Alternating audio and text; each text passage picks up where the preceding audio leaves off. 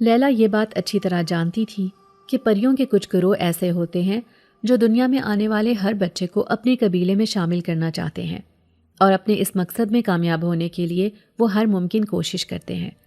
اسے بچپن سے ہی پریوں سے خوف محسوس ہوتا تھا، مگر اس وقت وہ دنیا کی بہادر ترین عورت کے روپ میں قصبے کے کچے راستوں پر چل رہی تھی۔ رات کے 3 بجے وہ دبے قدموں قصبے کی حدود پار کر رہی تھی۔ اسے ڈر تھا کہ مالک سلطان کے ملازم اسے پکڑ کر محل میں نہ لے جائیں۔ وہ ہر حال میں یہاں سے نکلنا چاہتی تھی۔ اسے اچھی طرح معلوم تھا کہ اگر اس نے آج اپنے اندر ہمت پیدا نہ کی تو اس کا بچہ پیدا ہوتے ہی سلطان کے غلاموں میں شامل ہو جائے گا، اور وہ ہرگز ایسا نہیں چاہتی تھی کہ اس کے اور ارشد کی طرح ان کا بچہ بھی مالک کے غلاموں میں شامل ہو۔ قصبے کی حدود سے نکلنے کے بعد لیلا پرسکون ہو گئی۔ اس کے پاس ایک چھوٹا سا بیگ تھا جس کے اندر نہایت ضرورت کا کچھ سامان موجود تھا۔ شہری راستہ شروع ہوا تو اس کے دل کو قرار آ گیا، اور وہ ایک جگہ بیٹھ کر اپنے بیگ سے کھانا نکال کر کھانے لگی۔ کھانا کھا کر اس نے اپنے بڑے ہوئے پیٹ پر ہاتھ رکھا اور بولی، آخری سانس تک تیری ماں تیرے باپ سے کیا ہوا اپنا وعدہ نبھائے گی۔ کچھ دیر بعد وہ دوبارہ چل پڑی۔ اس نے اپنے بیگ سے ایک پرچی نکالی جس میں ایک ایڈریس لکھا ہوا تھا۔ وہ نانی جان کے بتائے ہوئے راستے پر چلتی رہی۔ نانی جان ملک سلطان کے گھر کی ایک پرانی ملازمہ اور لیلا کی واحد رازدار تھی، جو اس کے دکھ بڑی اچھی طرح سمجھتی تھی۔ وہ بخوبی جانتی تھیں کہ لیلا نے شوہر سے کیا گیا وعدہ ہر صورت نبھانا ہے، تبھی تو ہر حد تک انہوں نے اس کا ساتھ دیا تھا۔ لیلا اور ارشد کا شمار مالک سلطان کے پرانے ملازمین میں ہوتا تھا۔ ان کے ماں باپ بھی سلطان کی بڑی سی حویلی میں غلامی کی زندگی جیتے ہوئے اپنی زندگی کے دن مکمل کر گئے تھے۔ مالک سلطان اپنے آبا و اجداد کی طرح امیر کبیر تو تھا ہی، مگر اس کا دل غریبوں کے لیے بڑا سخت تھا۔ اس نے ہمیشہ چاہا تھا کہ قصبے کے لوگ کبھی زندگی کے میدان میں آگے نہ بڑھیں اور ہمیشہ غلامی کی زندگی بسر کریں۔ اس کوشش میں وہ کامیاب بھی رہا تھا۔ لیلا اور ارشد کی محبت کی شادی کو 1 سال گزر گیا تھا۔ دونوں ایک جان دو قالب تھے۔ ایک جگہ نوکری کرنے کی وجہ سے 24 گھنٹے نہ صرف ایک دوسرے کی نظروں کے سامنے ہوتے، بلکہ آتے جاتے ایک دوسرے پر نظر پڑتی تو پیار بھری نگاہ ڈال کر دل کو سیراب بھی کر لیتے۔ وہ بھی ایک عام سا دن تھا، مگر وہ دن لیلا کی زندگی کو سیاہ کر دینے والا تھا۔ وہ اس بات سے بالکل بے خبر تھی۔ صبح ہی سارے ملازم اپنے روزمرہ کے کاموں میں مصروف ہو جایا کرتے تھے۔ مالک سلطان کا چھوٹا بیٹا حماد شکار کرنے کے لیے جانا چاہتا تھا۔ مالک سلطان نے پہلے پہل تو اسے منع کرنا چاہا، کیونکہ ابھی صرف وہ 15 برس کا تھا، مگر جب وہ کسی طور نہ مانا تو ارشد کو اس کے ساتھ بھیج دیا۔ ارشد لیلا کو الوداع کہہ کر حماد کے ساتھ چل پڑا۔ لیلا نے حسب عادت ارشد کے دور جانے تک اس کو مسکراتی نظروں سے دیکھا، مگر وہ اس بات سے بالکل بے خبر تھی کہ آج ارشد کی زندگی کا آخری دن ہے اور وہ اسے ہمیشہ کے لیے چھوڑ کر جانے والا ہے۔ ان دونوں کو گئے ہوئے چند گھنٹے ہی گزرے تھے کہ مالک سلطان کے ملازم بھاگتے ہوئے آئے اور کہنے لگے، ارشد کو گولی لگ گئی ہے۔ چھوٹے صاحب نے شکار کرنے کے لیے نشانہ بنایا تو غلطی سے ارشد کو گولی لگ گئی۔ اس کو بروقت ہسپتال پہنچایا جا چکا ہے۔ اب اگر کوئی اسے دیکھنے کے لیے جانا چاہے تو وہ ہسپتال میں موجود ہے، جا کر دیکھ لے۔ مالک سلطان کو جب بیٹے کا کارنامہ پتہ چلا تو اس نے کہا، خبردار، اگر کسی نے میرے بیٹے کا نام بھی لیا تو اچھا نہیں ہوگا۔ حماد نے ارشد کو گولی نہیں ماری، بلکہ اس نے خود اپنی ہی جان لینے کی کوشش کی ہے۔ مالک سلطان نے نہ صرف بغیر دیکھے اور بغیر کسی جانچ کے اپنا فیصلہ سنا دیا، بلکہ ہسپتال جا کر فوراً ارشد سے ملاقات کر کے نہ جانے اسے کیا کہا کہ اس نے ساری حقیقت پولیس سے چھپائی اور مالک کے کہنے پر جھوٹا بیان دے دیا۔ لیلا اس وقت ہسپتال میں ارشد کے ساتھ موجود تھی اور یہ سارا کھیل دیکھ رہی تھی۔ سلطان کے اس ظلم پر اس کا دل خون کے آنسو رو رہا تھا، لیکن وہ ایک کمزور عورت تھی۔ اس وقت کچھ بھی کہنے اور سننے کی حالت میں نہیں تھی۔ اپنے شوہر کو زندگی اور موت کی کشمکش میں دیکھ کر صبر کرنے کے علاوہ وہ کچھ نہیں کر سکتی تھی، کیونکہ وہ اچھی طرح جانتی تھی کہ مالک سلطان کے خلاف کوئی لفظ بھی منہ سے نکالنے کے جرم میں مالک اسے پورے قصبے سے ہی غائب کروا دے گا اور کسی کو اس کا نام و نشان بھی نہیں ملے گا، جبکہ اسے ابھی اپنے شوہر اور ہونے والے بچے کے لیے جینا تھا۔ اسی رات جب ہسپتال کی گیلریاں سنسان ہو چکی تھیں، لیلا نے دیکھا کہ مالک سلطان کا سب سے وفادار محافظ نثار ایک لفافہ لے کر ارشد کے کمرے کی طرف بڑھ رہا ہے۔ لیلا خوفزدہ ہو کر دیوار کے پیچھے چھپ گئی اور دیکھا کہ نثار چپکے سے بستر کے قریب گیا اور ارشد کو زبردستی کوئی کاغذ تھمایا، جو شاید اس بیان کی آخری شکل تھی جس پر ارشد کو دستخط کرنے تھے۔ ارشد کی حالت اتنی خراب تھی کہ وہ قلم پکڑنے کے قابل بھی نہیں تھا۔ نثار نے خود ہی ارشد کے ہاتھ پر زور ڈال کر دستخط کروائے اور خاموشی سے واپس چلا گیا۔ لیلا اس جبری گواہی کو دیکھ کر کانپ اٹھی۔ اب وہ جانتی تھی کہ یہ صرف جان بچانے کی مجبوری نہیں بلکہ مکمل طور پر خاموش کروانے کی کوشش ہے۔ کافی زیادہ خون بہہ جانے کی وجہ سے ارشد کی حالت مزید خراب ہوتی جا رہی تھی۔ لیلا کا اسے دیکھ کر رو رو کر برا حال تھا۔ ارشد نے روتی ہوئی لیلا کو ہاتھ کے اشارے سے اپنے قریب بلایا تو وہ دوڑ کر اس کے پاس گئی۔ ارشد نے بہت کمزور آواز میں کہا، میں تم سے معافی چاہتا ہوں۔ شاید میں مزید زندگی کا بوجھ نہ اٹھا سکوں کیونکہ تکلیف کی وجہ سے میری جان نکل رہی ہے، مگر میں تم سے ایک وعدہ لینا چاہتا ہوں۔ جس طرح غلامی کی زندگی میں نے اور تم نے بسر کی ہے، یہ زندگی ہمارے بچے کو نہ ملے۔ تم یہاں سے دور چلی جانا، کہیں ایسی جگہ جہاں تمہیں مالک سلطان کا نام و نشان بھی نہ ملے، ورنہ تم تو جانتی ہو ہمارا بچہ بھی کل ناانصافی سہے گا اور اس کا شمار بھی یہاں کے امیروں کے غلاموں میں ہوگا۔ لیلا نے فوراً ڈاکٹر کو بلایا جو مالک سلطان کے زیر اثر تھا۔ لیلا نے التجا کی کہ ارشد کو فوراً مزید خون دیا جائے اور اعلیٰ علاج فراہم کیا جائے۔ ڈاکٹر نے ایک سرد میکانکی انداز میں کہا، مالک سلطان کے حکم کے بغیر میں کوئی ایسا قدم نہیں اٹھا سکتا جو غیر ضروری ہو۔ ان کی حالت اب بس خدا کے ہاتھ میں ہے۔ لیلا کو اس وقت احساس ہوا کہ ان کا علاج نہیں بلکہ ان کی موت کا انتظار کیا جا رہا ہے۔ شوہر کی بات سن کر لیلا رونے لگی اور اس کا ہاتھ تھام کر بولی، تم بے فکر رہو، میں تم سے وعدہ کرتی ہوں کہ میں اس بچے کو دور لے کر چلی جاؤں گی، لیکن تم میرا ساتھ نہ چھوڑو۔ اور اس سے پہلے کہ وہ اپنی بات مکمل کرتی، ارشد کی سانسوں کی ڈور ٹوٹ گئی اور وہ زندگی سے ہاتھ چھڑوا کر موت کی وادی میں کھو گیا۔ لیلا اسے دیکھ کر پھوٹ پھوٹ کر رونے لگی۔ اس کے قریب نانی جان کھڑی تھی۔ انہوں نے لیلا کو گلے لگایا اور بولی، زندگی موت خدا کے ہاتھ میں ہے، ہم کچھ نہیں کر سکتے، صبر کر میری بچی، صبر کے سوا کوئی چارہ نہیں۔ لیلا روتے ہوئے بولی، کیا ہم ان امیر لوگوں کے خلاف کبھی کچھ نہیں بول سکتے جو اپنی اولادوں کو بڑا قیمتی اور غریبوں کی جانوں کو بالکل ہی بے مول اور فالتو سمجھ لیتے ہیں؟ لیلا کی بات سن کر نانی جان کی آنکھیں ابل پڑیں۔ اس نے جلدی سے آگے بڑھ کر لیلا کے منہ پر اپنا ہاتھ رکھ دیا، بولی، خبردار میری بچی، اگر آگے ایک بھی لفظ بولا، اگر کسی نے سن لیا تو یہ لوگ تیری بھی جان کے دشمن بن جائیں گے۔ لیلا پھوٹ پھوٹ کر رو دی۔ وہ بھی جانتی تھی کہ وہ مالک سلطان کے خلاف کوئی قدم نہیں اٹھا سکتی کیونکہ وہاں کا قانون بھی اسی کا خریدا ہوا تھا اور اس کے پاس اپنے حق میں جھوٹی گواہیاں بھی تھیں۔ اس نے اپنی پارسائی کے قصے پہلے سے میڈیا پر پھیلا رکھے تھے۔ نانی جان نے لیلا کا بہت خیال رکھا اور ارشد کے مرنے کے بعد اس کی دلجوئی کرنے میں کوئی کسر نہیں چھوڑی۔ میری پیاری بچی، میں جانتی ہوں کہ تو نے اپنے شوہر سے وعدہ کیا تھا۔ بہادر عورتیں جب بستر مرگ پر شوہر سے کوئی وعدہ کرتی ہیں تو اسے ضرور پورا کرتی ہیں۔ لیلا نے کہا، میں اپنے وعدے کو کس طرح پورا کر سکتی ہوں؟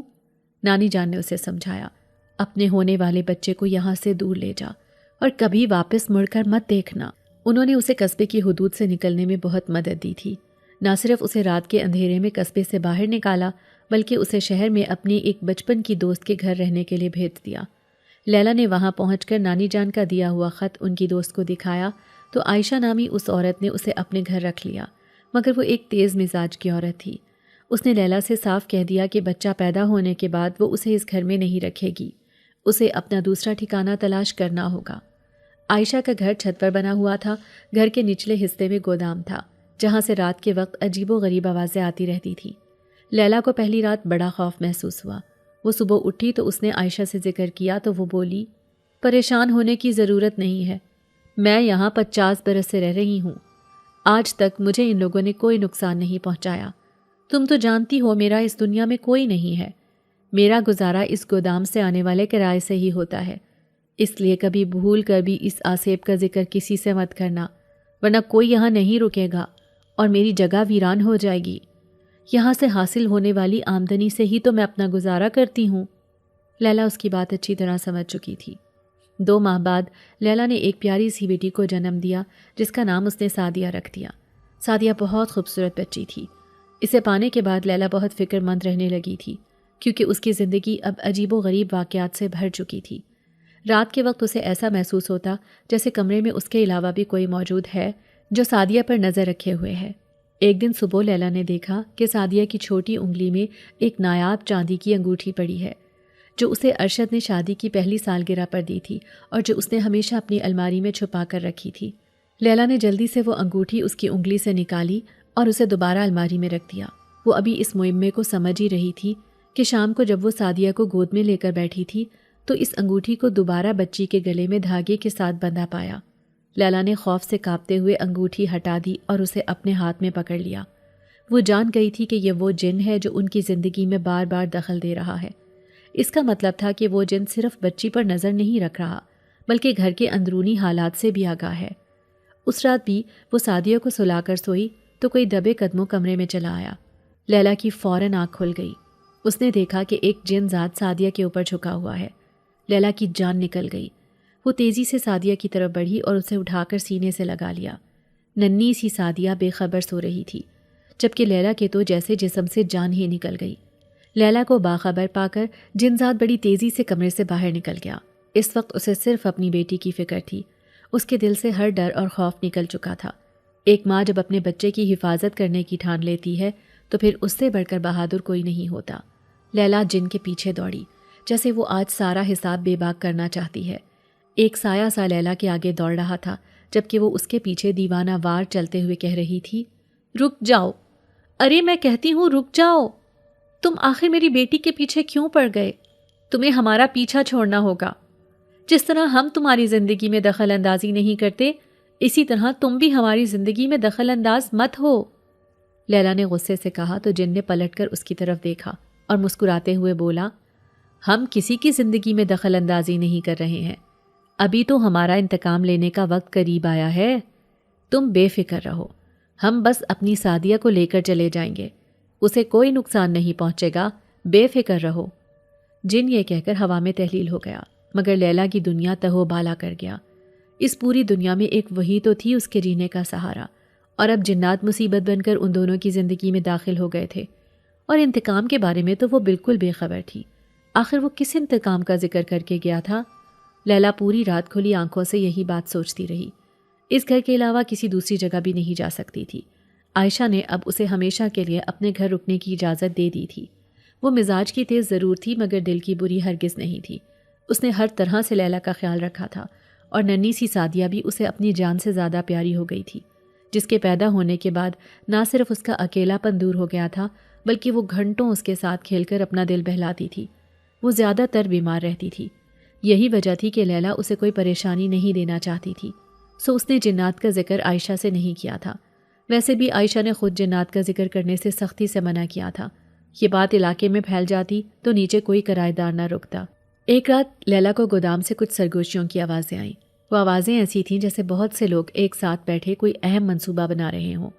وہ ڈر کے مارے کھڑکی کے قریب بھی نہ گئی، مگر اگلے دن جب عائشہ گودام کا کرایہ لینے نیچے گئی اور واپس آئی تو بہت پریشان تھی۔ اس نے لیلا کو بتایا کہ کرایہ داروں نے گودام میں ایک عجیب و غریب ڈھانچہ دیکھا ہے اور وہ سب وہاں سے جانے کا کہہ رہے ہیں۔ عائشہ نے انہیں مشکل سے سمجھایا مگر اب تو اسے بھی شک ہونے لگا تھا کہ کہیں یہ واقعات اس کے گھر پر منڈلاتے خطرے کی علامت نہ ہو۔ لیلا اندر ہی اندر فکر کے مارے گھلی جا رہی تھی۔ وہ چاہتی تھی کہ جلد از جلد جنات اس کا پیچھا چھوڑ دیں۔ وہ ہر رات جاگ کر اس جن کا انتظار کرتی مگر ایسا لگتا تھا کہ وہ اسے سولی پر لٹکا کر خود نہ جانے کہاں چلا گیا ہے۔ وہ سائے کی طرح سعدیہ کے پاس رہتی اور اس کا خیال رکھتی۔ کبھی کبھار تنہائی میں رو پڑتی کہ وہ کس مصیبت میں گرفتار ہو گئی ہے۔ جن دوبارہ اس کے روبرو تو نہ آیا مگر حیرت انگیز واقعات مسلسل جاری رہے۔ کبھی سعدیہ کے کپڑوں پر خون کے نشانات ملتے تو کبھی اس کے بال جلے ہوتے۔ وہ ان واقعات کو عائشہ سے چھپائے پھرتی اور سعدیہ کو زیادہ سے زیادہ اپنے پاس رکھتی۔ وقت اپنی اڑان بھرتا رہا۔ سعدیہ 5 سال کی ہو گئی تو عائشہ نے اسے قریبی اسکول میں داخل کروا دیا۔ لیلا کا خوف آج بھی کم نہیں ہوا تھا۔ نہ جانے کیوں اسے ایسے لگتا تھا کہ سعدیہ کو کوئی اس سے چھیننے کے لیے بے قرار ہے۔ اس رات شدید طوفانی بارش آئی۔ ٹھنڈ پھیلی تو سعدیہ کو بخار ہو گیا۔ لیلا نے بیٹی پر گرم پٹیاں رکھیں اور پھر اسے سلا کر خود بھی سونے کے لیے لیٹ گئی۔ نیند تو سالوں پہلے اس کی آنکھوں سے روٹ چکی تھی۔ اسے ارشد کی یاد ستانے لگی۔ اگر آج وہ زندہ ہوتا تو لیلا اتنے مسائل کا شکار نہ ہوتی۔ وہ یہ باتیں سوچتی ہوئی نہ جانے کب نیند میں کھو گئی۔ رات کا جانے کون سا پہر تھا، اسے ایسا محسوس ہوا گویا کسی نے اسے جھنجھوڑ کر اٹھا دیا ہو۔ وہ ہڑبڑا کر اٹھ بیٹھی۔ سامنے سعدیہ کے اوپر ایک لمبے اور سیاہ بالوں والی ساحرہ جھکی ہوئی تھی۔ لیلا دوڑ کر اس کے قریب گئی اور بولی، کون ہو تم؟ یہاں کیوں آئی ہو؟ میں یہاں اپنے بیٹے کی موت کا بدلہ لینے آئی ہوں، اس نے اپنی بڑی اور خوفناک آنکھوں کو بھیانک انداز میں گھما کر کہا تو لیلا بولی، تمہارے بیٹے کی موت کی قصوروار میری بیٹی کیسے ہو سکتی ہے؟ لیلا کا سوال سن کر ساحرہ ایک دم غصے میں آ گئی اور اسے گھورتے ہوئے ہوا میں تحلیل ہو گئی۔ لیلا کے لیے اب مزید الجھن میں رہنا مشکل ہو گیا تھا۔ اس نے گھڑی پر نظر دوڑائی تو اس وقت رات کے 3 بجے تھے۔ زیادہ تر واقعات رات کے پچھلے پہر ہی پیش آتے تھے۔ لیلا آج کسی نتیجے پر پہنچنا چاہتی تھی، تبھی آج اس نے سالوں بعد اپنے اندر ہمت پیدا کی اور اٹھ کر کمرے سے باہر نکل گئی۔ وہ دبے قدموں سیڑھیاں اتر رہی تھی۔ آج وہ جنات سے کھل کر بات کرنا چاہتی تھی۔ یوں خوف کے سائے تلے رہ کر وہ اپنی ساری زندگی نہیں گزار سکتی تھی۔ اوپر سے کھنڈر نما نظر آنے والے گودام میں قدم رکھا تو لیلا کا سر چکرا گیا، کیونکہ وہ روشنیوں سے جگمگا رہا تھا اور جنزاد آپس میں گروہ کی صورت میں بیٹھے تھے۔ کچھ جنزادوں نے سر اٹھا کر اس کی طرف دیکھا، لیکن اس پر کوئی توجہ نہ دی، جیسے وہ انہیں نظر آ ہی نہ رہی ہو۔ ایک عمر رسیدہ جن اس کی طرف بڑھا اور بولا، آخر کار تمہیں تمہارا تجسس یہاں کھینچ ہی لایا ہے۔ لیلا بولی، کیا تم لوگ ایک ماں کے لیے آزمائش پیدا کرنا چاہتے ہو؟ جن ہنستے ہوئے بولا، اگر ہم نے کسی کے لیے آزمائش بننا ہوتا تو اس کے لیے ہمارے پاس ایک طویل عرصہ تھا، ہم ایسا کر سکتے تھے۔ لیکن شاید انسان اور جنزاد میں یہی فرق ہے کہ جنزاد کبھی بھی اپنے انتقام کی آگ میں اندھے نہیں ہوتے، بلکہ جو بھی فیصلہ کرتے ہیں سوچ سمجھ کر کرتے ہیں۔ لیلا ناسمجھی کے عالم میں بولی، کس بات کا انتقام لینا چاہتے ہو؟ جن نے کہا، تمہارے شوہر ارشد نے انجانے میں ہی صحیح لیکن ہمارے ایک بچے کی جان لی تھی، جس کے بدلے تمہیں اپنی بیٹی کو ہمارے حوالے کرنا ہوگا۔ ہم تمہیں اپنی بچی کے ساتھ رہنے کی چند سالوں کی مہلت اور دیتے ہیں، اس کے بعد وہ خود ہی ہمارے قبیلے میں شامل ہو جائے گی۔ اس کی بات سن کر لیلا تلملائی اور بولی، ایسا کبھی نہیں ہو سکتا، میں اپنی بیٹی کو خود سے جدا کبھی نہیں کروں گی۔ یہ کہہ کر لیلا تلملاتی ہوئی اوپر کی طرف چلی گئی۔ لیلا، تم نیچے کیا کرنے گئی تھی؟ اس کے اپنے کمرے کی طرف بڑھتے ہوئے قدم اچانک رک گئے۔ اس نے پیچھے پلٹ کر دیکھا تو عائشہ عجیب نظروں سے اسے گھور رہی تھی۔ مجھے نیچے سے عجیب و غریب آوازیں آ رہی تھیں، تو میں نے سوچا کہ جا کر دیکھوں آخر کیا ماجرا ہے۔ اس کی بات سن کر عائشہ ہنس پڑی اور بولی، تم تو بہت بہادر نکلی ہو، آج تک میں نے نیچے سے آنے والی کسی آواز پر دھیان نہیں دیا۔ سچ پوچھو تو شروع میں بڑا خوف محسوس ہوتا تھا، لیکن اب تو میں عادی ہو گئی ہوں۔ میں تو کہتی ہوں تم بھی آوازوں پر توجہ نہ دیا کرو۔ لیلا مسکرا کر بولی، بہت اچھا کرتی ہیں آپ، اور آئندہ میں بھی ایسا ہی کروں گی۔ لیلا کمرے میں گئی تو سعدیہ بے خبر سو رہی تھی۔ اس نے اپنی بیٹی کی پیشانی چومی تو یہ دیکھ کر حیران رہ گئی کہ اس کی آنکھ کے پاس خون کے کچھ قطرے لگے ہوئے تھے۔ وہ فکر مند ہو گئی اور اس پر دم کرنے کے بعد اپنے بستر پر لیٹ گئی۔ اگلی صبح لیلا نے دیکھا کہ سعدیہ کے تکیے کے نیچے ایک پرانا نقش پڑا ہے۔ یہ وہی نقش تھا جو اس نے جنزادوں کو گودام میں ایک کونے میں جلا ہوا دیکھا تھا۔ جب لیلا نے ڈرتے ہوئے اسے چھوا تو اسے ایک عجیب و غریب ٹھنڈک محسوس ہوئی اور اس کے دماغ میں ایک جھلک آئی، ایک تاریک غار اور ایک ماتم کرتی ہوئی جن عورت۔ لیلا کو احساس ہوا کہ یہ نقش انتقام کی علامت ہے یا پھر جنزادوں کی طرف سے کوئی انتباہ تھا۔ اسے سمجھ نہیں آ رہا تھا کہ یہ نقش یہاں کیسے پہنچا، جبکہ اس نے رات کو کمرے کا دروازہ اچھی طرح بند کیا تھا۔ اس بات نے اس کے اندر کا خوف دگنا کر دیا۔ لیلا سعدیہ کے لیے دوا لینے کا بہانہ کر کے ایک آستانے پر پہنچ گئی اور یوں آج پہلی بار اس نے عالیہ نامی پیرنی کو اپنا قصہ سنایا۔ ساری بات سن کر وہ سوچ میں پڑ گئی اور بولی، جنات کا انتقام کسی صورت ختم نہیں ہوتا، ایک بار وہ انتقام لینے کی ٹھان لے تو کامیاب ہو کر رہتے ہیں۔ لیلا بولی، میں اپنی بیٹی کو کس طرح بچا سکتی ہوں؟ عالیہ نے کہا، ابھی صرف صبر اور دعا سے کام لو۔ عالیہ اس معاملے سے خود کو دور رکھنا چاہتی تھی۔ آج کل وہ خاص اور مشکل قسم کے عملیات کرنے سے گریز کر رہی تھی۔ لیلا چپ چاپ گھر لوٹ آئی، مگر اس کے دل سے فکر ختم نہیں ہوئی تھی۔ وہ کسی دوسری جگہ سعدیہ کے علاج کی غرض سے جانا چاہتی تھی، مگر ایسا واقعہ پیش آیا جس کا کبھی گمان بھی نہیں کیا جا سکتا تھا۔ لیلا نے جب گھر آ کر اپنا بیگ کھولا تو دیکھا کہ اس میں ایک چھوٹی لکڑی کی ڈبیا رکھی ہے۔ یہ ڈبیا اس نے پہلے کبھی نہیں دیکھی تھی۔ ڈبیا کھولنے پر اس میں ایک سفید پرندے کا پر اور ایک کاغذ کا ٹکڑا ملا، جس پر نہایت باریک اور الجھی ہوئی تحریر میں صرف 2 الفاظ لکھے تھے، پہاڑوں کی طرف۔ یہ پراسرار پیغام کس نے بھیجا تھا؟ کیا یہ کوئی دوست تھا یا پھر جنزادوں کا اگلا قدم؟ لیلا کو لگا کہ اسے اب فوراً یہاں سے نکل جانا چاہیے۔ اس روز صبح کے وقت عائشہ اپنے کمرے سے نہ نکلی۔ پہلے پہل تو لیلا نے سوچا کہ شاید طبیعت ٹھیک نہ ہو اور دیر سے اٹھنے کا ارادہ ہو، مگر جب کافی دیر گزر گئی تو لیلا نے جا کر دیکھا تو عائشہ بے حس و حرکت اپنے بستر پر پڑی تھی۔ عائشہ کو مردہ حالت میں دیکھ کر لیلا کے قدموں تلے زمین سرک گئی۔ عائشہ کی موت لیلا کے لیے کسی بڑے صدمے سے کم نہ تھی، کیونکہ قصبے سے آنے کے بعد ایک وہی تو تھی جس نے اسے اپنے گھر پناہ دی تھی اور اس کا خیال رکھا تھا۔ عائشہ کی موت کی اطلاع اس کے رشتہ داروں کو دی تو اس کا ایک بھانجا طاہر اپنے گاؤں سے خالہ کی آخری رسومات میں شامل ہونے کے لیے چلا آیا، اور جب اس کی نظر 15 سالہ سعدیہ پر پڑی تو وہ اسے پسند کرنے لگا۔ لیلا کو وہ لڑکا بالکل بھی اچھا نہیں لگا تھا۔ ایک تو وہ سعدیہ سے کافی بڑا تھا اور بہت بدصورت بھی تھا، جس کی وجہ سے یہ رشتہ بالکل بے جوڑ ثابت ہوتا۔ سو جب طاہر نے لیلا سے اپنے اور سعدیہ کے رشتے کی بات کی تو لیلا نے اسے بڑے پیار سے سمجھا دیا، بیٹا تمہاری خالہ مجھے بہنوں کی طرح عزیز تھی اور میں نے کبھی عائشہ باجی کی کوئی بات نہیں ڈالی، لیکن میں اس رشتے کے لیے کبھی اقرار نہیں کر سکتی کیونکہ سعدیہ میری اکلوتی بیٹی ہے اور میں کبھی نہیں چاہوں گی کہ وہ ایک بے جوڑ رشتہ نبھائے۔ یہ بات سن کر طاہر کو غصہ آ گیا اور وہ کہنے لگا، ٹھیک ہے، ایسی بات ہے تو آپ ابھی اور اسی وقت میری خالہ کا گھر چھوڑ کر چلی جائیں، کیونکہ آپ تو جانتی ہیں کہ خالہ کے جانے کے بعد ان کی کوئی اولاد نہ ہونے کی وجہ سے میں ہی ان کے گھر کا وارث ہوں۔ طاہر نے گھر چھوڑنے کا کہا تو لیلا پریشان ہو گئی۔ اس نے کچھ وقت کی مہلت دی اور کچھ سوچنے لگی۔ ماں، اس بھری دنیا میں ہمارا کوئی بھی نہیں ہے، میرے خیال سے ہمیں یہ رشتہ قبول کر لینا چاہیے تاکہ کم از کم ہم اس گھر میں تو رہ سکیں۔ لیلا بولی، نہیں بیٹی، میں مجبوری بھرا کوئی سودا نہیں کرنا چاہتی۔ دوسری طرف طاہر دل ہی دل میں موقع کی تلاش میں تھا کہ کب موقع ملے اور وہ سعدیہ سے فائدہ اٹھا لے۔ اس روز سعدیہ نے اپنی کچھ سہیلیوں کے ساتھ جنگل جانے کا ارادہ کیا کیونکہ انہوں نے کچھ جنگلی پودوں پر ریسرچ ورک کرنا تھا۔ سعدیہ کو ویسے بھی ہریالی بہت پسند تھی، سو وہ وہاں پہنچی اور کسی من چلی ہرن کی طرح کلانچے بھرنے لگی۔ اسے جنگل کا نظارہ بہت دل فریب لگ رہا تھا۔ طاہر جو کب سے اس کا پیچھا کرتے ہوئے یہاں پہنچ گیا تھا، اس نے سعدیہ کی دوستوں سے کہا، آپ لوگ اپنا کام مکمل کر کے واپس چلی جائیں، سعدیہ میرے ساتھ آ جائے گی، میں اس کا کزن ہوں۔ سعدیہ اس وقت ایک درخت سے کچھ پھل توڑنے کی کوشش میں تھی۔ اسے معلوم ہی نہ ہو سکا کہ اس کے پیچھے کیا کھیل کھیلا جا چکا ہے۔ اچانک اسے اندھیرا بڑھنے کا احساس ہوا تو اس نے پیچھے مڑ کر اپنی دوستوں کو دیکھا، جہاں اسے طاہر کھڑا دکھائی دیا۔ وہ چہرے پر خباثت سجا کر بولا، اے حسن کی دیوی، تیری ماں نے تجھ تک پہنچنے کے سارے راستے بند کر دیے مجھ پر، لیکن وہ نہیں جانتی کہ طاہر کو جو شے پسند آ جائے وہ اسے حاصل کر کے رہتا ہے، چاہے اس کی خاطر مجھے ساری حدود ہی کیوں نہ پار کرنی پڑے۔ طاہر اس کی طرف قدم بڑھاتے ہوئے اس نے اس کو چھونا چاہا تو وہ ایک قدم پیچھے ہٹی، مگر طاہر پر اس کی ناگواری کا کوئی اثر نہ ہوا اور وہ مزید اس کے قریب آنے لگا۔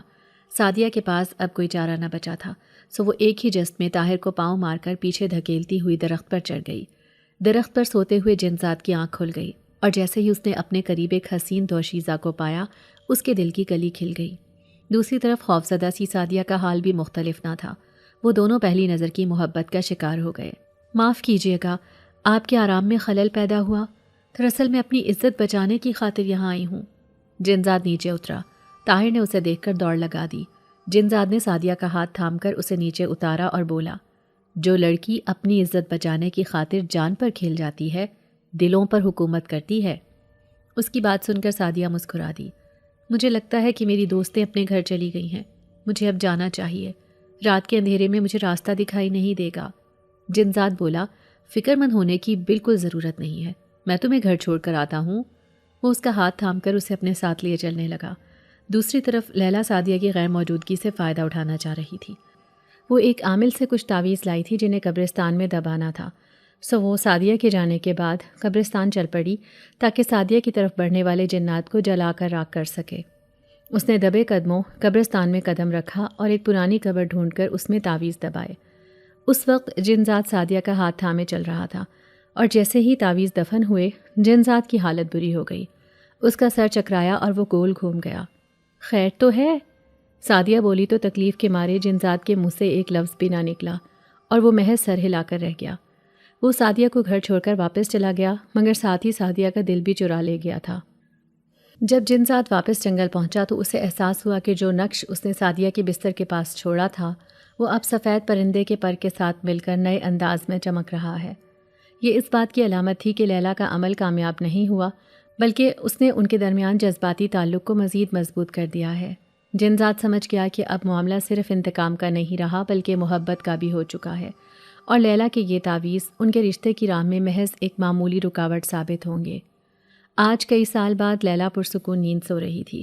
اسے ایسا محسوس ہو رہا تھا جیسے اس کے سر سے کوئی بڑا سا بوجھ ہٹ چکا ہو۔ آج اسے بڑی بے فکری کی نیند آ رہی تھی، مگر آج سعدیہ کی نیند سے جیسے کوئی دشمنی چل رہی تھی۔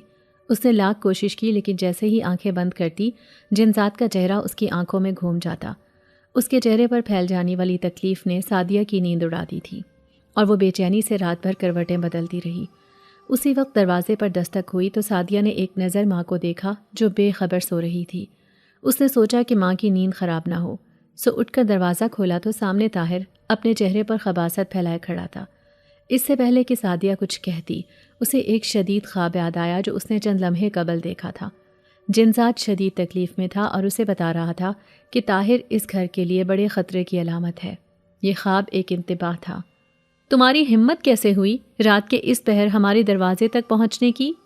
سعدیہ نے غصے سے کہا تو وہ بولا، میری جان ٹھنڈے دماغ سے سوچو اور میرے بارے میں کوئی فیصلہ کرو، ورنہ تم تو جانتی ہو کہ مجھے گھی ٹیڑھی انگلی سے نکالنا بھی آتا ہے۔ میں ابھی اور اسی وقت تمہیں اپنی دلہن بنانا چاہتا ہوں۔ بولو بنو گی نا میری دلہن؟ اس نے آگے بڑھ کر سعدیہ کا ہاتھ تھاما تو وہ ایک جھٹکے سے دور ہوئی اور بولی، اگر تم نے میرے قریب آنے کی کوشش کی تو میں اماں کو جگا کر ساری بات بتا دوں گی۔ تم ایک بدنیت انسان ہو اور میں تمہیں زیادہ دیر یہاں برداشت نہیں کر سکتی۔ سعدیہ نے یہ کہہ کر دروازہ بند کر دیا۔ اگلے دن اس نے اپنی ماں سے بات کی اور کہا کہ اماں، اب جلد از جلد ہمیں اپنا دوسرا ٹھکانہ ڈھونڈ لینا چاہیے، کیونکہ عائشہ خالہ کی موت کے بعد اب ہمارا یہاں کچھ نہیں رکھا۔ مجھے طاہر کی نظریں ٹھیک نہیں لگتی، وہ ہر وقت مجھے گھورتا رہتا ہے۔ اس کی بات سن کر لیلا سوچ میں پڑ گئی اور بولی، تیرا علاج مکمل ہو جائے تو اپنی نوکری کا بندوبست کرتی ہوں۔ سعدیہ بولی، کس علاج کی بات کر رہی ہو اماں؟ لیلا کچھ سوچ کر کہنے لگی، بچپن سے ہی تیرے ساتھ کچھ بلائیں ہیں جنہیں میں تجھ سے دور کر کے تیری شادی کرنا چاہتی ہوں۔ ماں کی بات سن کر سعدیہ نے اپنا سر پیٹا اور بولی، بس کر دو اماں، میں کسی بلا سے نہیں ڈرتی۔ کیا تم نہیں جانتی کہ ہم بچپن سے ہی ایک آسیب زدہ گھر میں پل کر جوان ہوئے ہیں؟ بیٹی کی بات سن کر لیلا سوچ میں پڑ گئی اور دل ہی دل میں بولی، میری معصوم بچی، تو کیا جانے کہ تیری ماں تیری حفاظت کرنے کے لیے کتنے سال اذیت میں رہی ہے، مگر میں کبھی تجھے جنزادوں کے حوالے نہیں کروں گی۔ اس کے سر پر بس یہی دھن سوار تھی۔ سعدیہ کی بات ادھوری ہی رہ گئی۔ اگلے دن دوپہر کو کھانا کھانے کے بعد لیلا یہ کہہ کر گھر سے نکل گئی کہ اس نے اپنی ایک دوست سے ملنے جانا ہے۔ سعدیہ جنزاد کے بارے میں سوچ کر فکر مند ہو رہی تھی، وہ اس سے ملنے کے لیے جانا چاہتی تھی۔ لیلا کے جانے کے بعد وہ بھی گھر سے نکل کھڑی ہوئی۔ اس کا رخ جنگل کی طرف تھا۔ اس نے جیسے ہی جنگل میں قدم رکھا، ایک دم چاروں طرف کالی گھٹائیں چھا گئیں اور دیکھتے ہی دیکھتے تیز بارش ہونے لگی۔ سعدیہ کو اپنی غلطی کا احساس ہو گیا۔ اسے اس طرح ماں کو بتائے بغیر جنگل میں نہیں آنا چاہیے تھا، مگر وہ جنزادے کی محبت میں مجبور تھی۔ اب سوائے پچھتاوے کے کچھ اور نہیں کیا جا سکتا تھا، سو وہ سنبھل کر چلتی ہوئی درخت کی طرف بڑھنے لگی جہاں اسے جنزاد ملا تھا۔ وہ درخت کے اوپر دیکھ رہی تھی لیکن اسے وہاں کوئی بھی دکھائی نہیں دیا۔ مجھے پتا تھا کہ تم مجھ سے ملنے کے لیے ضرور آؤ گی۔ میں نے کل تمہاری نظروں میں اپنے لیے محبت کا ایک جہان آباد ہوتے دیکھ لیا تھا، لیکن کوئی ہے جو ہمیں دور کرنا چاہتا ہے۔ میں چاہ کر بھی تمہارا نہیں بن پا رہا ہوں۔ یہ دیکھو، کوئی مجھے تم سے دور کھینچ رہا ہے۔ جنزاد کی آواز سنائی دی تو سعدیہ خوش ہو گئی، لیکن چند ہی لمحوں میں کوئی اندیکھی طاقت جنزاد کو اس سے دور کھینچ رہی تھی۔ تم ایسے مجھے چھوڑ کر نہیں جا سکتے، میری بات سنو، مجھ سے بات کرو۔ سعدیہ اسے پکارتی ہی رہ گئی، لیکن اس پر کوئی اثر نہ ہوا۔ سعدیہ روتی ہوئی گھر میں داخل ہوئی تو لیلا پہلے سے گھر میں موجود تھی۔ وہ قبرستان میں اپنا عمل جلد از جلد مکمل کرنا چاہتی تھی، کیونکہ وہ اچھی طرح جانتی تھی کہ جنزاد سعدیہ کی طاق میں ہیں اور اسے اپنا بنانا چاہتے ہیں۔ بارش ابھی تیز برس رہی تھی، نیند سعدیہ کی آنکھوں سے کوسوں دور تھی۔ وہ جنزاد کے بارے میں سوچ رہی تھی، جبکہ لیلا کے لیے آج کی رات بڑی خوشگوار تھی، کیونکہ آج اس کے عمل کی آخری رات تھی اور آج کے بعد وہ سکون کی نیند سو سکتی تھی۔ 3 بجے کا وقت تھا جب وہ اپنے بستر سے اٹھی۔ سعدیہ نے حیرت سے ماں کو دیکھا جو اب الماری کے اندر سے کچھ نکال رہی تھی۔ لیلا نے کمرے میں آگ روشن کی اور اس کی روشنی میں کچھ پڑھنے لگی۔ کیا کر رہی ہو ماں؟ سعدیہ پوچھے بنا نہ رہ سکی۔ تو جاگ رہی ہے؟ لیلا نے حیران ہو کر بیٹی کی طرف دیکھا اور پھر خود کو نارمل ظاہر کرتے ہوئے کہنے لگی، میں یہ چراغ نیچے جا کر جلانے لگی ہوں۔ تو ایسا کرنا کہ میرے پیچھے مت آنا، میں ابھی کچھ دیر میں واپس آ جاؤں گی۔ سعدیہ تنگ آ کر بولی، مگر اماں یہ سب ہے کیا؟ کہیں خود کو کوئی نقصان نہ پہنچا لینا۔ اس کی بات سن کر لیلا ہنسنے لگی جیسے اس نے کوئی انہونی بات کر دی ہو۔ پاگل لڑکی، ابھی تو میری زندگی میں سکون کے پل نصیب ہوئے ہیں، یہ راستہ بند کرنے کا سامان ہے۔ سعدیہ ناسمجھی کے عالم میں بولی، کس کا راستہ بند کرنے کا سامان؟ لیلا ہنستے ہوئے کہنے لگی، جنات کا راستہ۔ کئی سال سے تیرے راستے میں آنے کے لیے بے چین ہے۔ اب میں نے ایسا عمل کیا ہے کہ ساری عمر یاد رکھیں گے اور کبھی میری بیٹی کی طرف رخ نہیں کریں گے۔ لیلا یہ کہتے ہوئے روشن چراغ لیے کمرے سے باہر نکل گئی۔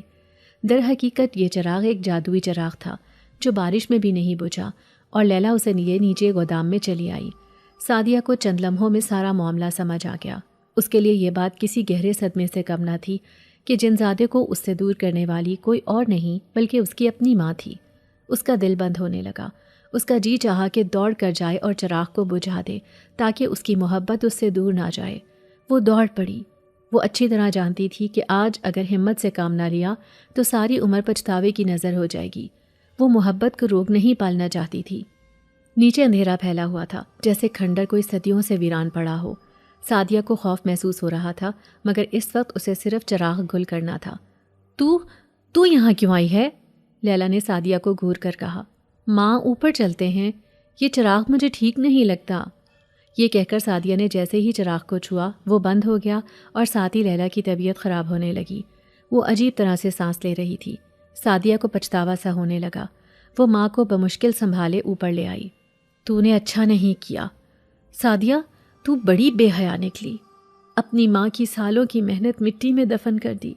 میں تجھے کبھی معاف نہیں کروں گی۔ لیلا کا بس نہیں چل رہا تھا کہ سعدیہ کا گلا دبا دے۔ سعدیہ پرسکون تھی۔ ماں کی طبیعت سنبھلی تو وہ گہری نیند میں چلی گئی۔ لیلا کے سونے کے بعد سعدیہ کمرے سے نکلی اور اس نے گرل سے نیچے جھانکا تو اسے جنزاد کھڑا دکھائی دیا۔ اس نے سعدیہ کو دیکھ کر اپنے بازو پھیلا دیے۔ رات کے اس پہر وہ دونوں گلے لگ کر ایک دوسرے سے اظہار محبت کر رہے تھے۔ مجھے معلوم تھا کہ تم ایک بہادر لڑکی ہو اور ہمارے راستے میں آنے والی ہر رکاوٹ کو دور کر دو گی۔ جنزاد نے اس کے کان میں سرگوشی کی تو سعدیہ کو ایسا لگا جیسے وہ دنیا کی سب سے خوش نصیب ترین لڑکی ہے۔ کافی دیر تک وہ دونوں ایک دوسرے سے اظہار محبت کرتے رہے۔ اسی دوران جنزاد نے سعدیہ کی کلائی پر ایک قدیم چاندی کا کڑا پہنایا جو جنوں کی دنیا میں محبت کی نشانی مانا جاتا تھا۔ اس کڑے کو پہنتے ہی سعدیہ کے دل میں ایک غیر معمولی طاقت کا احساس ہوا۔ دن کی روشنی پھیلنے لگی تو سعدیہ کو ایسا محسوس ہوا گویا اسے کسی نے نیند سے بیدار کر دیا ہو۔ جنزاد اسے خدا حافظ کہہ کر جا چکا تھا اور وہ سیڑھیوں پر بیٹھی تھی۔ گزری ہوئی رات کسی خواب کی طرح اس کے ذہن میں تازہ تھی۔ کچھ دیر بعد گودام کے ملازمین کی آمد شروع ہوئی تو سعدیہ اٹھ کر اوپر آ گئی۔ طاہر کچن میں کھانا بنا رہا تھا۔ اس نے سعدیہ کی طرف دیکھا اور بولا، لگتا ہے رات بڑے سکون سے گزار کر آئی ہو۔ بتاؤ کھنڈر میں کیسی نیند آئی؟ اس کی بات سن کر سعدیہ نے کوئی جواب نہ دیا اور خاموشی سے اپنے کمرے میں چلی گئی۔ لیلا جاگ رہی تھی اور اپنے بستر پر لیٹی تھی۔ سعدیہ نے ماں کی طرف دیکھا تو سمجھ گئی کہ ماں کو بخار ہے۔ اس کا چہرہ سرخ ہو رہا تھا۔ طاہر ہاتھ میں چائے کی ٹرے لیے کمرے میں داخل ہوا اور لیلا کے سامنے بہت محبت اور احترام سے پیش کیا۔ جیتا رہے میرا بچہ، خدا تجھے ہمیشہ آباد رکھے۔ لیلا نے طاہر کے سر پر ہاتھ پھیرا اور اسے پیار سے دعا دی تو سعدیہ حیران پریشان رہ گئی۔ لیلا اپنی بیٹی کو نظر انداز کر کے مکمل طور پر طاہر کی طرف متوجہ تھی اور اسی سے بات کرنا پسند کر رہی تھی۔ ماں، تمہاری طبیعت تو ٹھیک ہے؟ سعدیہ پوچھے بنا نہ رہ سکی۔ ہاں میری طبیعت ٹھیک ہے، تبھی میں نے فیصلہ کیا ہے کہ آج شام تمہارا اور طاہر کا نکاح ہے۔ اپنی شادی کے لیے تیار رہنا اور اگر کچھ لانا چاہتی ہو تو طاہر کے ساتھ مارکیٹ جا کر لے آؤ۔ ماں کی بات سعدیہ کو حیران کر دینے کے لیے کافی تھی۔ آپ مجھ سے پوچھے بغیر اتنا بڑا فیصلہ کیسے کر سکتی ہیں؟ میں اس شادی کو نہیں چاہتی اور نہ ہی کسی بھی صورت طاہر سے شادی کرنا چاہتی ہوں۔ لیلا کہنے لگی، ایسا نیک بچہ تجھے کہیں بھی نہیں ملے گا۔ ارے یہ تو ہماری غلطی ہے جو ہم پہلے اس نیک بچے کو نہ پہچان سکے، مگر اب یہ شادی ہر صورت ہوگی، ورنہ میں بھول جاؤں گی کہ میری ایک بیٹی بھی ہے۔ تو میرا مرا منہ بھی نہ دیکھنا۔ لیلا نے بیٹی کو دھمکایا تو سعدیہ کے پاس رونے کے سوا کوئی چارہ نہ تھا۔ طاہر لیلا کو ناشتہ دے کر بڑا فرما بردار بن کر اس سے دوپہر کے کھانے کے بارے میں پوچھنے لگا اور پھر ایک شوخ نظر سعدیہ پر ڈال کر گنگناتا ہوا کمرے سے باہر نکل گیا۔ آج اس کے رنگ ڈھنگ ہی نرالے تھے۔ اسے دیکھ کر صاف ظاہر تھا کہ وہ خود کو ہواؤں میں اڑتا ہوا محسوس کر رہا ہے۔ سعدیہ ماں کے فیصلے کے آگے بے بس تھی اور اس کا دل چاہ رہا تھا کہ اڑ کر جنزاد کے پاس پہنچ جائے، مگر لیلا نے کہا تھا کہ اس نے طاہر کے ساتھ شادی سے انکار کیا تو وہ اپنی جان لے لے گی۔ چاہے کچھ بھی تھا، اسے اپنی ماں سے بہت محبت تھی۔ ایک ماں ہی تو تھی جس نے بچپن سے لے کر جوانی تک اس کی دیکھ بھال کی تھی۔ دنیا میں آنکھ کھولنے کے بعد اس نے ماں کے علاوہ کسی رشتے کو نہیں پایا تھا۔ اس کی بڑی آرزو تھی کہ اس کے بھی بہن بھائی ہوتے یا باپ ہوتا، لیکن قسمت ہر ایک کو ہر رشتہ عطا نہیں کرتی۔ یہ سچ تھا کہ لیلا نے ماں اور باپ دونوں ہونے کا فرض نبھایا تھا۔ اسے اپنی ماں سے کوئی شکوہ نہیں تھا اور وہ کسی صورت اپنی ماں کا دل نہیں دکھانا چاہتی تھی، سو اس نے دل پر پتھر رکھ کر خود کو طاہر سے شادی کرنے کے لیے تیار کر لیا۔ طاہر تو جیسے پہلے ہی ساری تیاری کر کے بیٹھا تھا، جھٹ پٹ گہنے اور دلہن کا جوڑا خرید کر لے آیا۔ یہی نہیں، اپنے کمرے کو تازہ پھولوں سے سجا کر حجلہ عروسی بھی تیار کر لیا اور بس اب اپنی دلہن کے ساتھ رات گزارنے کے لیے بےتاب تھا۔ دن ڈھلا تو لیلا محلے کی کچھ لڑکیوں کو بلا لائی اور سب نے مل کر سعدیہ کو مہندی لگائی اور پھر تیار کر دیا۔ سعدیہ کا حسن آج قیامت ڈھا رہا تھا۔ لیلا نے بیٹی کی خوب بلائیں لی۔ سانولی سی رنگت والے طاہر نے جب کھڑکی سے اپنی ہونے والی دلہن کو دیکھا تو اسے اپنی قسمت پر یقین ہی نہ آیا۔ سچ ہے کہ بعض لوگوں پر قسمت اس طرح بھی مہربان ہوتی ہے۔ طاہر کو آج کا دن ایک حسین خواب کی مانند لگ رہا تھا۔ اس نے شادی کے لیے اپنے ہاتھوں سے لذیذ کھانا تیار کیا تھا۔ غرض ساری تیاریاں مکمل ہو چکی تھی، بس نکاح خاں کا انتظار تھا تاکہ وہ دونوں ساری عمر کے لیے ایک بندھن میں بندھ سکیں۔ آخر کار طاہر کا انتظار ختم ہوا اور نکاح خاں کی تشریف آوری ہوئی۔ دلہا بنے طاہر کو سعدیہ کے برابر میں بٹھایا گیا تو سعدیہ کا جی چاہا کہ وہ چیخ چیخ کر روئے۔ اس نے جنزاد کی دلہن بننے کا خواب جو دیکھا تھا وہ آج بری طرح چکناچور ہو چکا تھا۔ کاش آج کا دن کوئی بھیانک خواب ہو اور جلد ہی میں نیند سے بیدار ہو جاؤں۔ سعدیہ روتے ہوئے سوچنے لگی، لیکن اس کے آنسوؤں کا کسی پر کوئی اثر نہیں ہوا۔ اسی وقت دھاڑ کی آواز سنائی دی۔ ایک 40 سالہ عورت دروازہ کھول کر اندر داخل ہوئی۔ اس کے ساتھ 3 چھوٹے بچے تھے، جبکہ ایک 2 سال کی بچی اس نے گود میں اٹھائی ہوئی تھی، جسے اس نے طاہر کی گود میں لا کر پٹخا اور بولی، کمبخت مارے، اپنی اولاد میرے سر تھوپ کر یہاں شادی رچا رہا ہے۔ میں تیرا وہ حال کروں گی کہ تو یاد رکھے گا۔ طاہر جو اس صورتحال پر ہکا بکا رہ گیا تھا، اب اس کا ایسا حال تھا مانو کسی نے چوری کرتے ہوئے رنگے ہاتھوں پکڑ لیا ہو۔ دوسری طرف وہ لڑکی سعدیہ سے مخاطب ہو کر بولی، اس دھوکے باز اور مکار سے شادی کر کے تمہیں کچھ بھی حاصل نہیں ہوگا۔ کل کو بچوں کی فوج تیار کروا کر پھر یہ کسی نئی لڑکی کی تلاش میں نکل کھڑا ہوگا۔ اس لیے بہتر ہے کہ ابھی اور اسی وقت شادی سے منع کر دو، ورنہ میری طرح پچھتاتی رہ جاؤ گی۔ طاہر ہاتھ جوڑ کر بولا، مجھے معاف کر دو بیگم صاحبہ، مجھ سے غلطی ہو گئی ہے۔ یہ لڑکی کیا شادی سے انکار کرے گی؟ میں خود ہی منع کرتا ہوں۔ بلکہ سچ تو یہ ہے کہ اس کی بوڑھی ماں نے مجھ سے خود منت سماجت کی تھی کہ اس لڑکی سے شادی کر لو، ورنہ میرا تو شادی کا کوئی ارادہ ہی نہیں تھا۔ موٹی عورت نے طاہر کو بازو سے پکڑ کر گھسیٹا اور بولی، ہاں ہاں، اس کے لیے دنیا کے سارے لڑکے ختم ہو گئے تھے۔ میں تو جیسے تمہاری چال باز طبیعت سے واقف ہی نہیں ہوں۔ میں نے اپنے بھائی تھانے دار کو فون کر دیا ہے، 4-5 دن جیل کی ہوا کھانا اور پھر سیدھا گاؤں چلنا۔ باقی سبق تمہیں وہیں چل کر سکھاؤں گی۔ طاہر نے اپنا صحرا اتار کر پھینکا اور رونی صورت بنا کر اپنی بیوی کے ساتھ چل پڑا۔ یہ شادی ختم ہو گئی ہے، آپ سب لوگ اپنے گھر جا سکتے ہیں۔ سعدیہ نے چند آنے والے مہمانوں سے کہا تو سب لوگ اٹھ کر چلے گئے۔ مجھے تو یہ پہلے ہی دھوکے باز لگتا تھا، مگر آپ کو نہ جانے اس میں کیا نظر آیا کہ شادی طے کر دی۔ وہ تو شکر ہے کہ اس کی بیوی موقع پر پہنچ گئی اور میں بچ گئی، ورنہ آپ نے تو مجھے برباد کرنے میں کوئی کسر نہیں چھوڑی تھی۔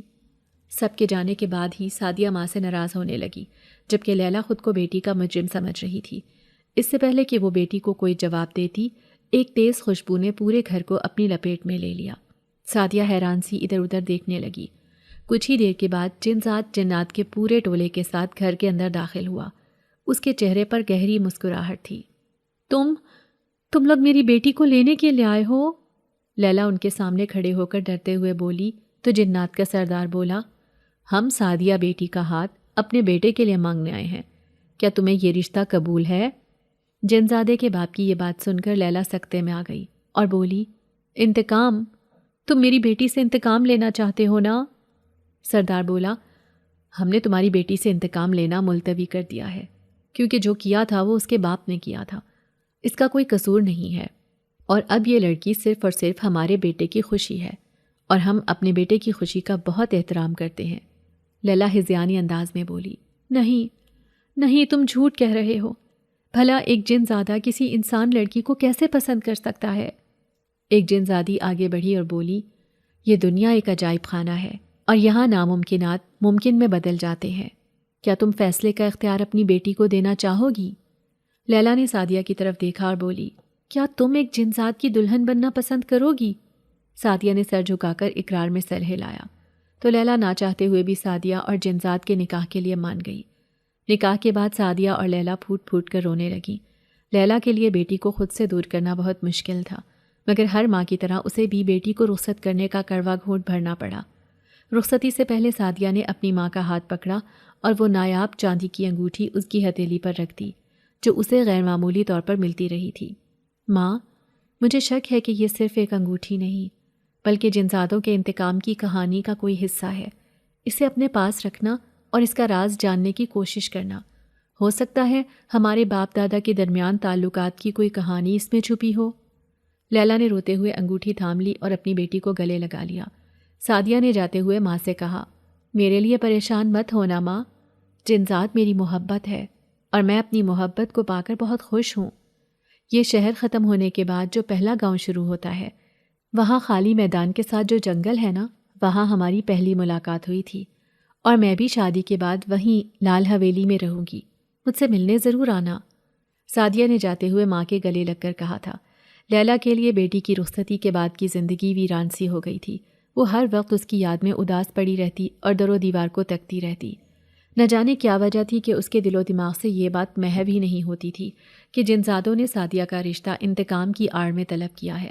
وہ ہر وقت پچھتاتی رہتی اور سعدیہ کی شادی اسے اپنی ایک سنگین غلطی محسوس ہوتی۔ ایک جنزادے سے شادی کرنے کی وجہ سے آس پاس کے لوگ بھی اس سے ملنا پسند نہیں کرتے تھے۔ یہ بھی وجہ تھی کہ وہ خود کو مجرم سمجھنے لگی تھی اور ہر وقت اس انگوٹھی کو دیکھتی رہتی تھی جس کا راز ابھی کھلنا باقی تھا۔ ایک رات لیلا نے سعدیہ کو خواب میں روتے ہوئے دیکھا تو پریشان ہو گئی۔ اس دن سعدیہ کی یاد نے زیادہ ستایا تو وہ گھر سے نکل کھڑی ہوئی۔ سعدیہ کے بتائے ہوئے راستے پر آ کر وہ ارد گرد دیکھنے لگی مگر کوئی گھر دکھائی نہ دیا۔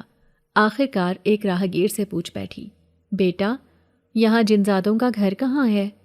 لیلا کی بات سن کر راہگیر بولا، خیر تو ہے اماں، جنزادوں کا گھر کیوں تلاش کرتی پھر رہی ہو؟ بھائی، سرخ قصر میں تو کبھی کوئی جانے کا سوچے بھی نہ۔ لیلا سرخ قصر کے بارے میں پوچھتی ہوئی بڑی مشکل سے وہاں پہنچنے میں کامیاب ہو ہی گئی تھی۔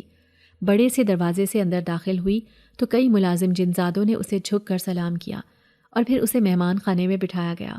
کچھ دیر بعد تازہ گلابوں کی خوشبو نے فضا معطر کر دی۔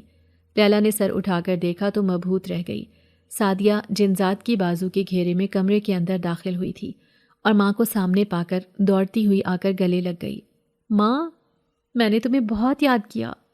لیلا نے بیٹی کا چہرہ غور سے دیکھا اور سوال کیا، کیا تو خوش ہے؟ سعدیہ نے مسکرا کر اقرار میں سر ہلایا اور ملازمہ کو آواز دے کر ماں کے سامنے لذیذ کھانا پیش کیا۔